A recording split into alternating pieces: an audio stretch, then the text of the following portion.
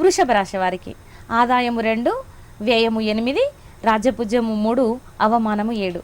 వీరి అదృష్ట సంఖ్యలు 1, 2, 5, 6. వారములు శని, బుధ, శుక్ర వారములు. అదేవిధంగా ఫలితాలు వృషభ రాశి వారికి ఈ సంవత్సరం చాలా బాగుంది.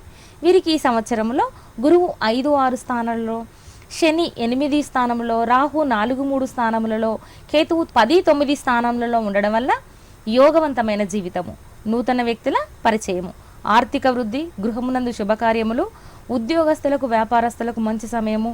ఈ సంవత్సరం చివరలో మానసిక సంఘర్షణలు ఉన్నాయండి. పరిహారాలు చేసుకోండి. మన్యుకల్ప పారాయణము, సుందరాకాండ పారాయణము, దానాలు, అరటి పండ్లు, అన్నదానం చేసుకోండి. మంచి ఫలితాలను పొందగలుగుతారు.